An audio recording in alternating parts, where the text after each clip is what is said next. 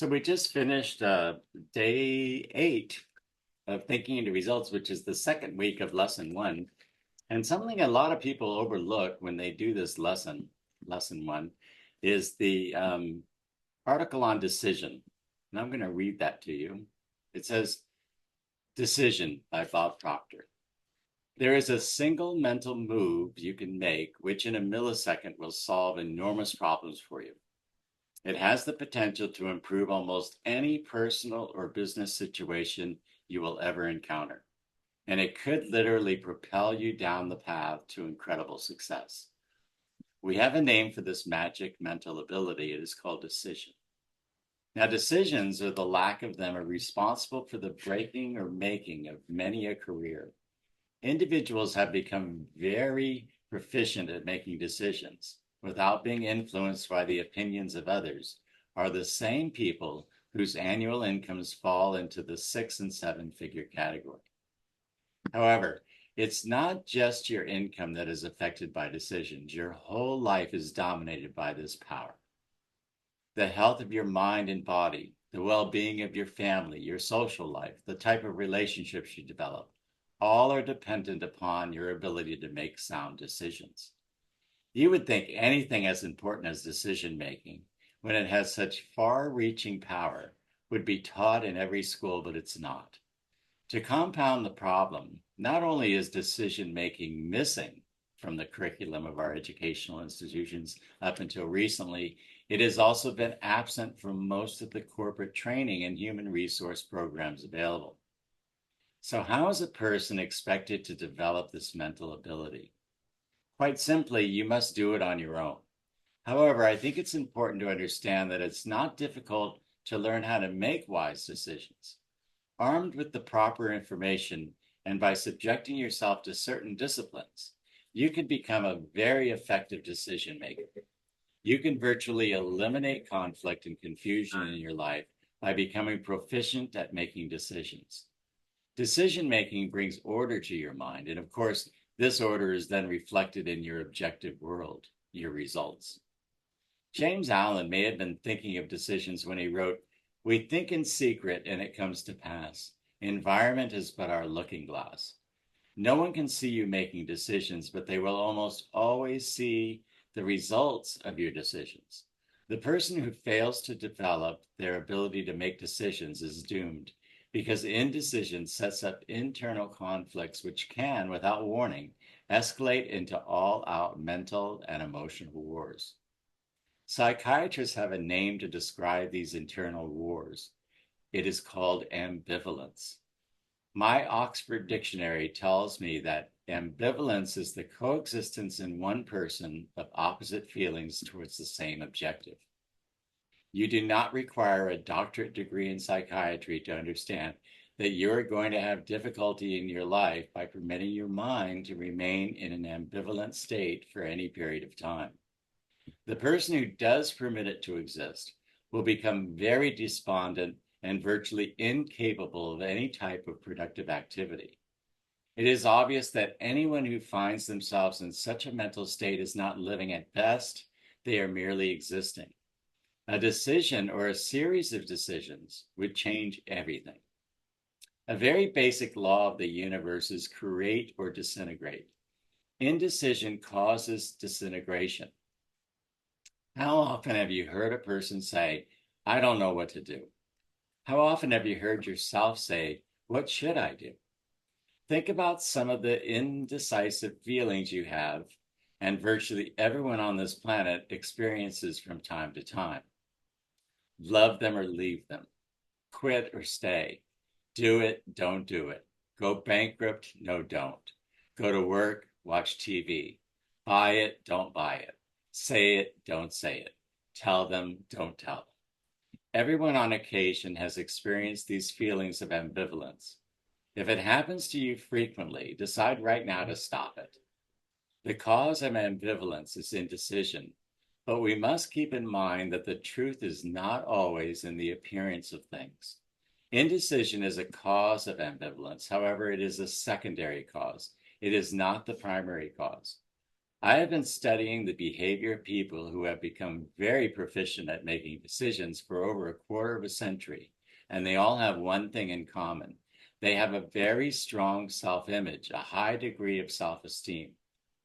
They may be as different as night is to day in numerous other aspects, but they certainly possess confidence.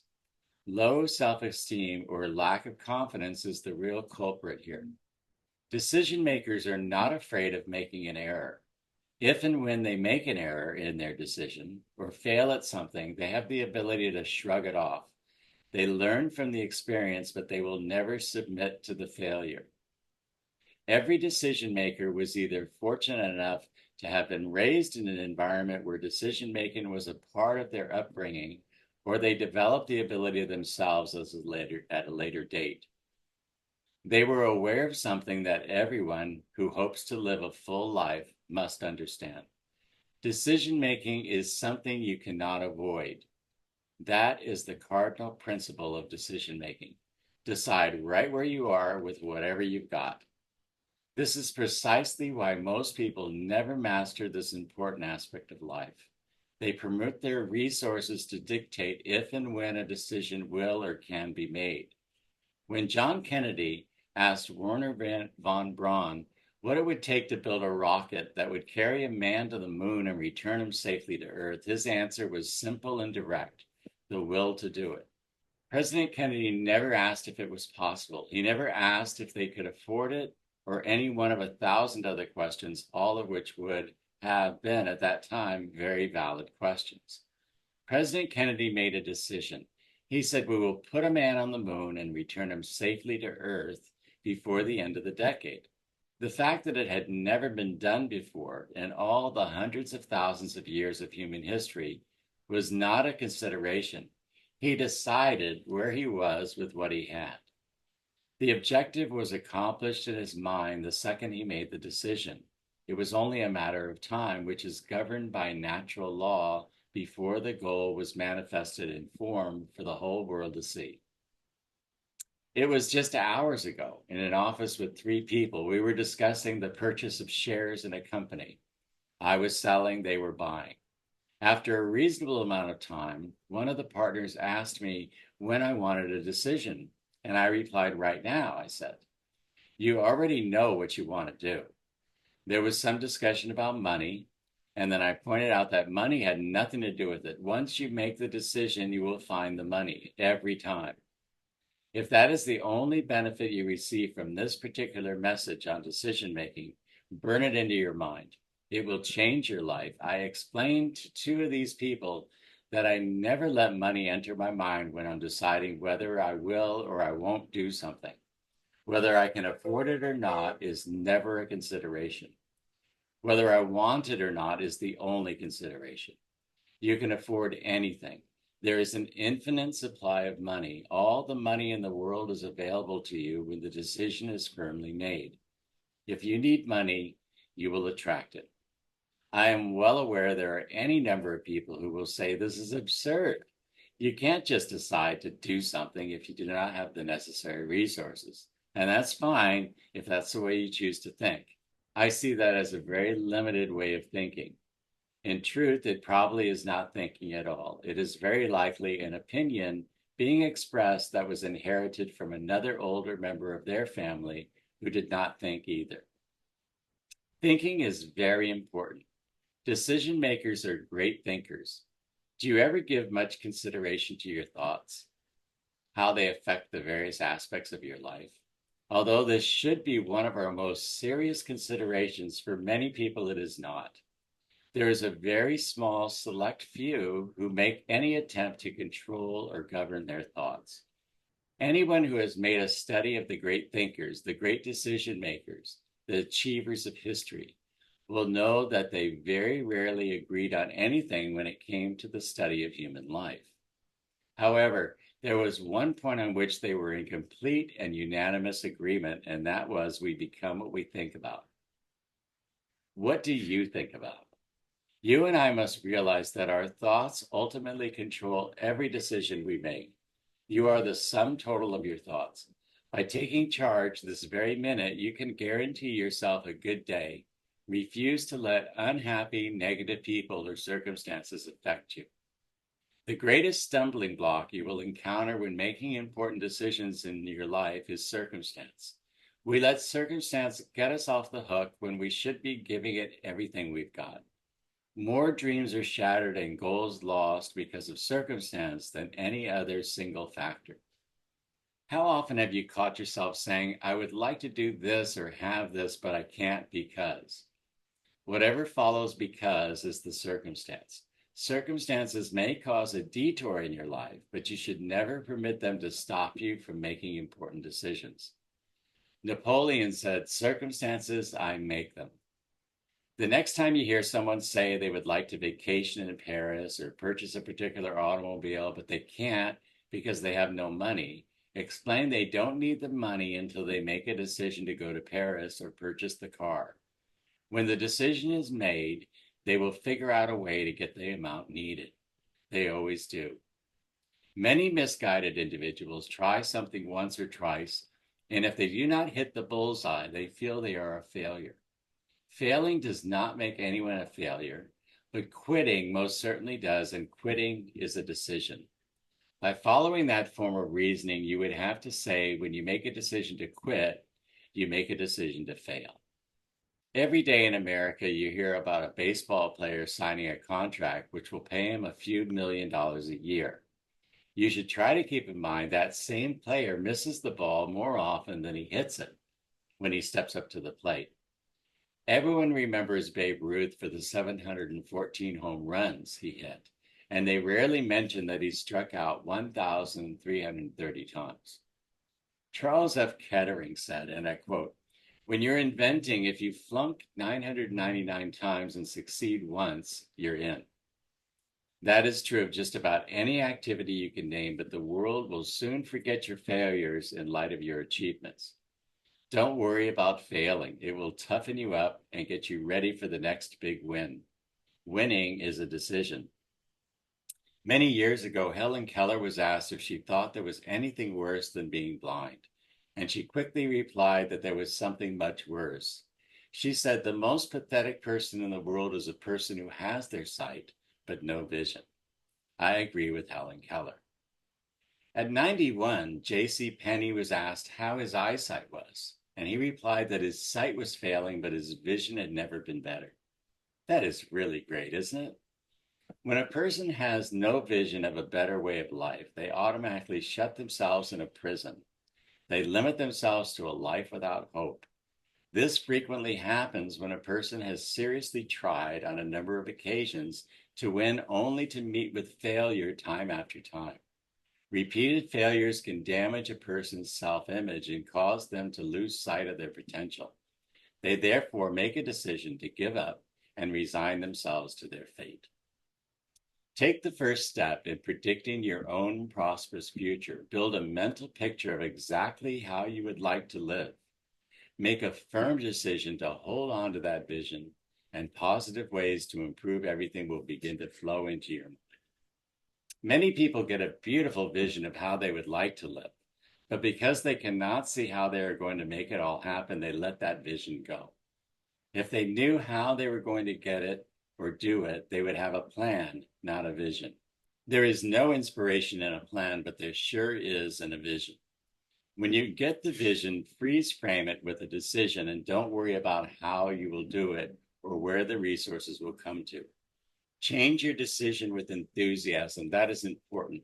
Refuse to worry about how it will happen. Advanced decision making.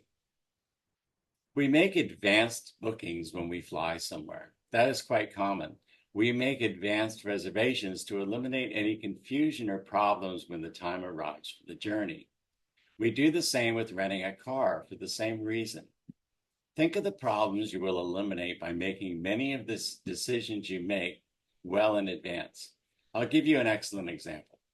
As I am preparing this message, it is Ramadan, a time where all practicing Muslims fast.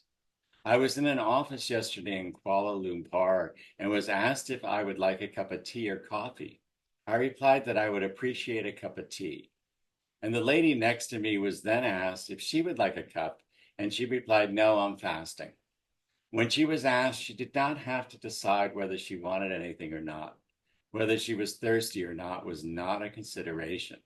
A decision had previously been made, and her advanced decision was well tempered with discipline. The exact same concept works with a person when they are on a diet to release weight. Their decision is made in advance.